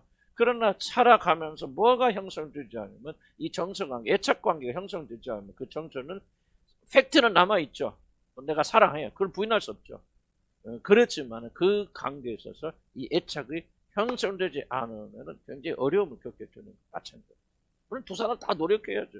한 사람은 어떻게 돼? 한 사람은 보고 도망가고 뭐 그럴 수 있고 여러 가지 나는 그런 이슈를 다루는 게 아니고 그러나 시간이 걸려서 이 애착관계가 발전해 나가야만이 정서 그 사람 볼 때 더 기쁘고 더 기쁘고 나는 우리 아들과의 관계 속에서 참 이게 참 내 아들 위해서 죄송합니다. 다른 사람 주의 없으니까 난 이 부분들을 많이 배워요. 그래서 내가 뭐냐면 아들도 그렇고 우리도 그렇지만은 우리들 관계를 그렇지만은 제가 아들을 보면서 아들을 알아가면 알아갈수록 뭐냐 더 기쁜 애정이 나. 참 희한하죠. 아들의 인격과 뭐가 이런 것도 보면 내가 뭐 자세한 얘기는 좀 그렇고 집안 얘기 하는 게 뭐 그렇게 은혜스러운 게 아닌데 그 것만 이렇게 훑어서 지나가면 나 이걸 배운 거야. 그렇구나. 이 정서라는 것은 서로가 알아가면서 이해하면서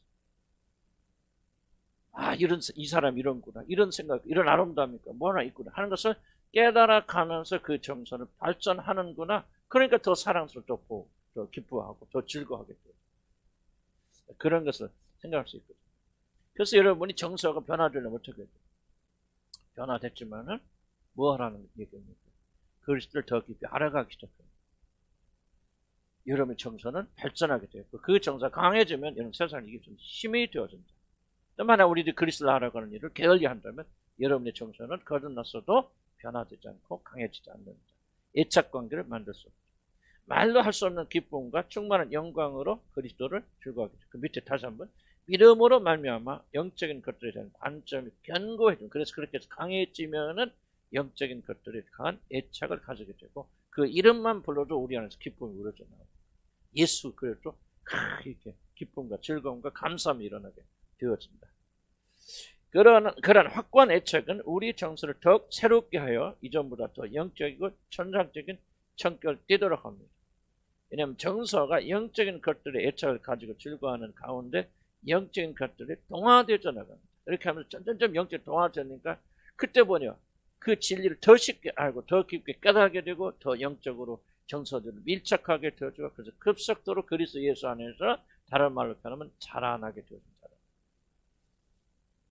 이러한 변화를 말로 믿음이 가지는 가장 탁월한 작용 중 하나. 그러니까 믿음의 목적이 뭐라는 거예요? 믿음의 목적은 정서에 있어서 그리스도 예수와 우리가 더욱더 애착관계 또 하나가 그분 안에서 기뻐하면 뭐예요? 자꾸 그분 안에 거하려고 그러겠죠. 예수를 알고 예수를 알면 할수록 그분이 어떤 일을 행하시는 알면 할수록 예수를 묵상하고 싶고 그리고 예수 안에 거하고 싶죠. 그래서 그 관계가 이렇게 강력해질수록 우리 정서는 더욱더 강해지고 이제 동화되어 나가면서 무슨 얘기입니까? 우리가 점점 그리스도를 닮아갑니다. 참서 그리스도 예수가 기뻐지는 것은 뭐가 기쁜 거예요?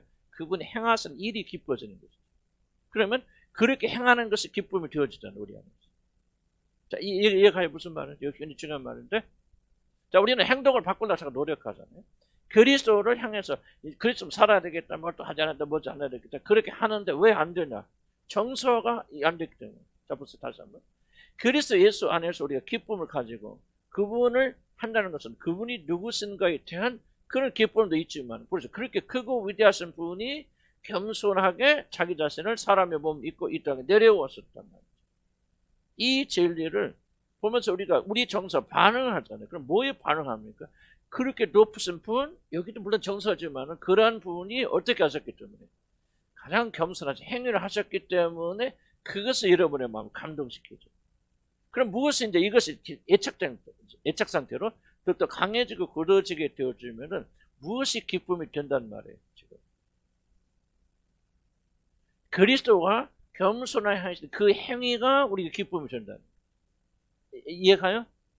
그러면은 자 보세요.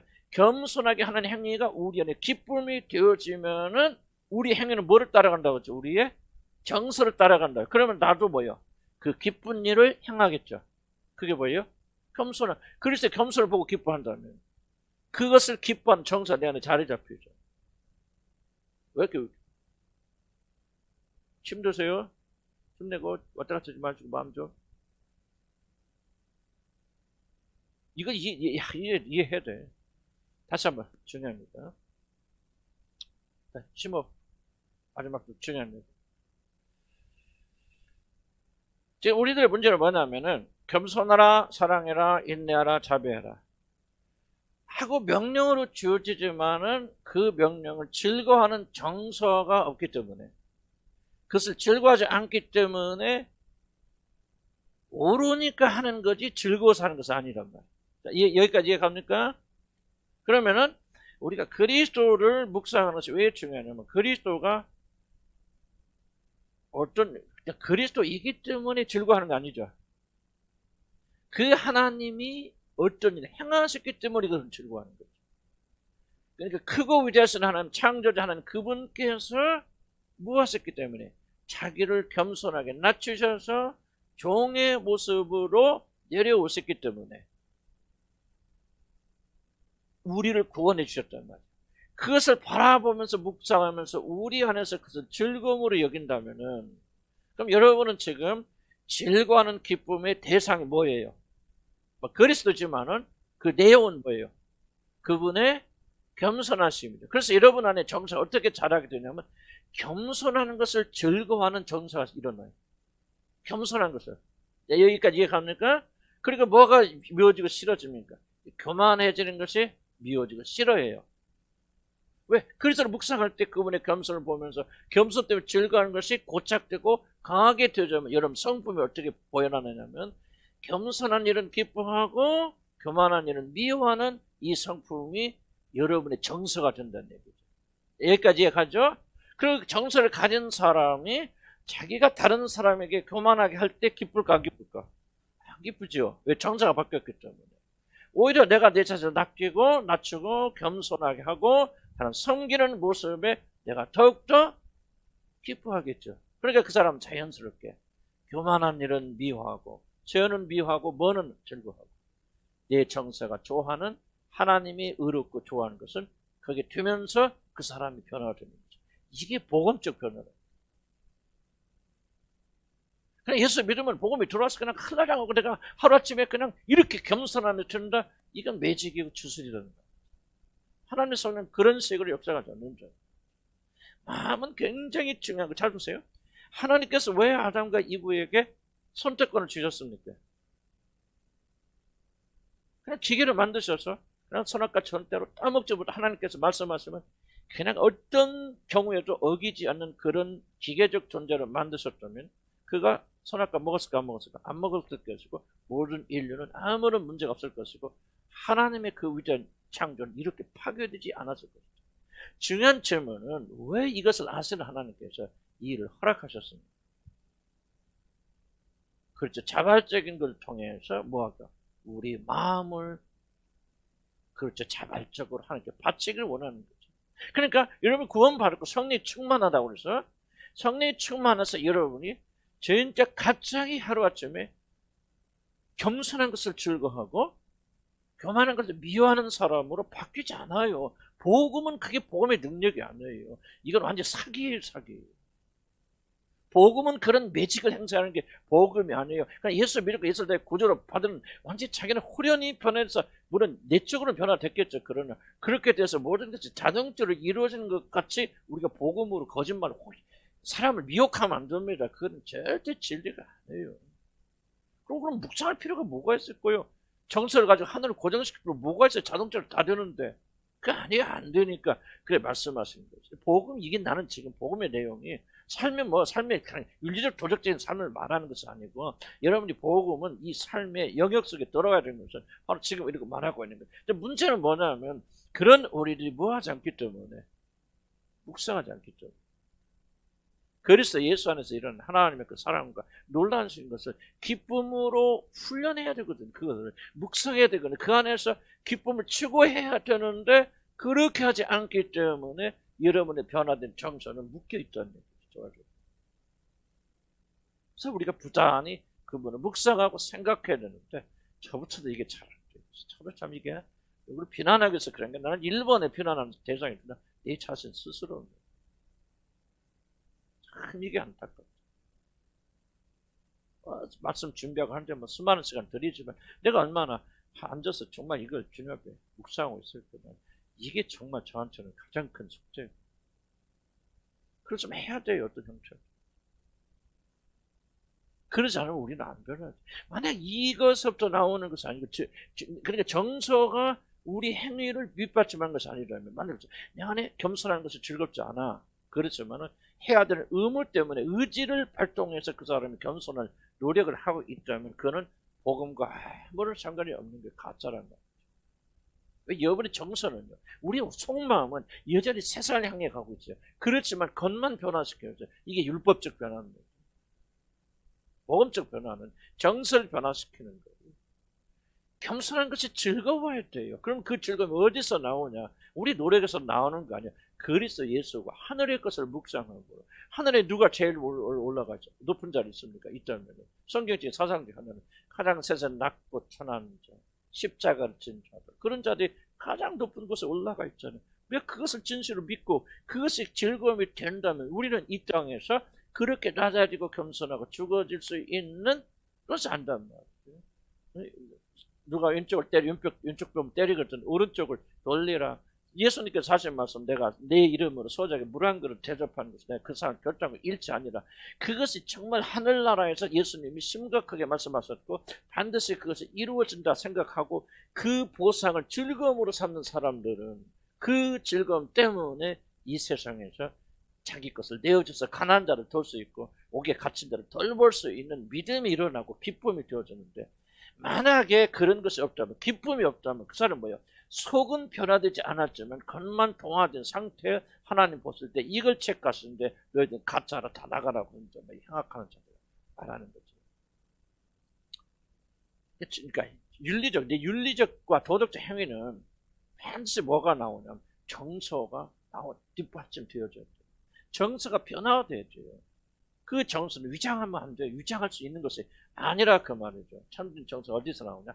하늘의 것을 부단히 묵상하고 사고하는 데서 나오죠. 그러자는 우리에게는 참된 변화가 일어날 수 없다. 지속적인. 자, 무슨 말인지 충분히 이해가시다. 진도는 많이 안 나갔지만은 이게 지금 이 장에서 할 수 있는 굉장히 중요한 말이에요. 그래서 우리 정서를 어디로 향해 가야 된다? 위로 하늘로 향해 가야 되고 항상 그 정서를 묵상해야 되고 거기서 즐거움과 기쁨을 가져야 된다. 이것이 바로 그리스도인들. 근데 묵상은 잘 마지막 묵상이 참, 묵상이라는 단어가 저도 지금 투쟁하고 있는 단어. 묵상 그러면 그냥 일본어로 묵상 그러면 생각하는 게 뭐예요? 나는 수도원. 수도원에 가서 수도사들이 그냥 절벽을 보면서 이게 묵상이라고 생각하는데, 저도 그래서 묵상이라는 말을 굉장히 이해를 잘 못해요. 그리고 그런 훈련 한 번도 받아본 적이 없고, 가톨릭 묵상을 좀 많이 하죠. 피전 같은 거 하는데 난 그것도 묵상이라고 생각하진 않아요. 하는데 그럼 도대체 어떻게 해야 묵상이란 게 뭘까? 그래서 조금 우리가 우리 현실에 맞게 묵상을 생각하면, 묵상은 뭐예요? 그냥 깊이 생각하는 게 더 이상 의미를 주지 마세요. 의미 주면은 여러분 자꾸 이상한 데 흘러가서 자꾸 신비주의로 빠져버리고, 마치 무슨 사람들이 황홀건에 빠지는 것이 묵상이라 뭐 그런 속에 그런 게 넘어가지 마세요. 주님 말하는 게 묵상이 그런 게 아니에요. 묵상은 뭐예요? 진리를 생각하는 거예요. 깊이 생각하는 거예요. 여러분 뭐 하잖아요? 묵상 하잖아요. 왜? 묵상해야 하네요. 항상 하죠. 묵상하죠. 뭐 좀 묵상합니까? 어떤 문제를 묵상하잖아요. 그래요, 안 그래요? 이게 묵상이에요. 묵상 어렵게 생각하고 묵상 훈련한다 그러는데요. 글쎄 나는 좀 개념이 틀려요. 나는 단단 뭐 그렇게 고차원적인 묵상도 할 수 있겠지만요. 나는 그냥 그런 거 아니에요. 그냥 하나님 말씀을 생각하는 거예요. 그 뜻을 생각해보는 거예요. 연구하는 거예요. 읽어보는 거예요. 난 읽어보는 것도 묵상이라고 생각해요. 난 이런 과정들 다 포함되어 있죠. 이런 거 아니고 그냥 홀러가서 앉아있으면 집중 됩니까? 되는 분들 계시면 거의 안 들으시는 분들이 많잖아요. 그 사람 묵상 못하는 거 아니에요. 그렇게 오해하지 마세요. 묵상은 듣는 것을 가지고 집에 가면서 아치아치도 가시다 오늘 말씀이 있는데 한 말씀 참 그렇다. 생각하는 게 이 묵상이에요. 읽어보세요. 읽겠으면 읽겠을지 안 읽으면 그때 생각하죠. 그게 묵상이에요. 어렵게 복잡하게 만들지 마세요. 여러분 지금 충분히 묵상의 기술을 가지고 있단 말이죠. 그런데 무엇을 생각하느냐 이게 중요하잖아요. 하늘의 것을 하늘의 것은 뭐예요? 신비한 것이 아니에요. 하나님이 누구십니까? 어떤 일을 행하셨는가? 예수 그리스도 누구십니까? 왜 그분께서 정말 이게 묵상이에요. 네, 예수님이 우리 성경 배우니까 크고 위대하신 하나님이 모든 걸 창조주 하나님이라는데, 응? 왜 그분이 우리 전라도 말로 못담시 이렇게 사람의 몸을 입고 오셨대. 이게 뭐지? 이게 묵상이에요. 깊게 생각하지 마세요. 주술에 빠지지 마세요. 그러면 지나갈 생각, 그렇구나. 이런 하나님이 나를 사랑하셔서 그렇구나. 눈물 콧물 안 흘려도 괜찮아요. 그렇게 생각하는 숫자가 기회가 늘어나기 시작합니다. 이 안에서 여러분 정사가 이제 이미 변화됐기 때문에 그 안에서 감사하고 감격이 있단 말이죠. 하나님이신 그분이 나를 위해서 이런 일을 행하셨구나. 그리고 주님 생각하니 기쁘죠. 이 세상 살면서 어려움 당하는 게 아무것도 아니야. 우리 주님이 내게 베푸신 은혜가 참 크네. 이게 묵상입니다. 비록 이것이 오래 안 가도 괜찮아. 안 가지만 이렇게 하면서 조금씩 여러분 발전해 나가는 거 아닐까요? 뒤에를 강조하는 거 뭐냐면 이건 훈련, 이거는 시간이 걸린다. 이미 변해던 우리 정서 하늘에 고정될 때까지는 많은 시간이 흐른다. 그럼 낙심하지 말고 조금씩 1단계씩 1단계씩 하다 보면은 여러분 죽을 때까지 또 여러분 묵상한다가 잡념이 그게 인간이에요. 그게 인간인데 그럼 우리가 꾸준하게 일을 하다 보면 여러분의 정서는 하늘의 고정이 될 것이고 여러분 창선을 잘하면서 하늘의 것을 기뻐해야만이 뭐가 되냐. 그 기쁨으로 땅에서 실천할 수 있다. 이건 없는데 어거지로 하니까 저도 안 되지. 여러분 안 되잖아요. 보통 때는 돼요. 큰일 터지면 안 돼요. 그러나 그것은 잘못되신 것이다. 우리가 지속적으로 하나님의 묵상을 여러분 시간 있으면 또 들어보시고 또 집에 가서 또 읽어보시고 옛날보다는 잘 이해하죠. 그죠? 옛날에는 막 무슨 말이었지. 목사님이 설교하는 거 스님이 뭐 하는 거야 지금 구분도 안 됐잖아요. 그리고 마음속에 막 반항이 일어나고 대적이 일어나고 뭔가 말할 수 없는 막 대적이 일어나죠. 지금 우리 교회도 몇 분들은 그럼 아직 거듭나지 못한 분들이요. 내 말을 좀 얼굴 분노가 일어나. 여러분 내 말 듣고 그런 상태에 있죠. 난 조금 여러분 곤란. 여러분 그런 상태가 가끔 없을 수 있어요. 그거는 염려하지 마세요. 그러나 여러분 근본적으로 변했잖아요. 이것을 믿으시고 여러분 정수 위에 그래서 고정하기 시작하면요. 그래서 결과로 변화해야 돼요. 훈련으로 만드는 게 아니에요, 여러분. 기독교인으로 훈련해서 되는 게 아니에요. 난 그 제자 훈련을 굉장히 반대하는 사람이에요. 기독교의 본질이 무엇인가를 여러분 이해 못하는. 오카노 목사님 돌아가셔서 어떻게 돌아가셨어요? 깊은 후회 속에 돌아오셨어요. 그분의 마지막 이야기를 들어보면요. 비탄과 후회로. 왜? 자기 후계자 잘못 되는 거. 그분은 훌륭하신 분이지만. 그래서 돌아갔을 때 나는 아마 전도서 읽으면서 안 돌아가셨을까? 성대 우리는 헛되죠. 여러분, 성령이 없었네. 그래서 저와 여러분 그분을 인도하고 다니시네. 훈련 안 받아도 괜찮고, 제자를 안 받아도 괜찮아요. 이게 바로 복음이죠. 이 복음이 여러분의 역사하려면 위에 것을 사모하고 그럼 여러분이 그 결과 기쁜 거 하게 돼 있어요. 아무것도 기쁜 거 하게 돼 있어요. 그리고 안 좋은 건 안 하게 돼 있죠. 정서를 바꾸는 것만이 우리 행위 열매를 맺게 되는 거죠. 정서가 안 바뀌는 행위는 하나님 봤을 때 악한 겁니다. 기쁨을 하지 않는 것. 무엇이든 믿음으로 하지 않는 것이 다 죄니라 그렇게 말씀하셨습니다. 우리는 이미 예수 그리스도 안에서 정서 변하는 걸 믿고 믿음으로 전진하시면 안 될 줄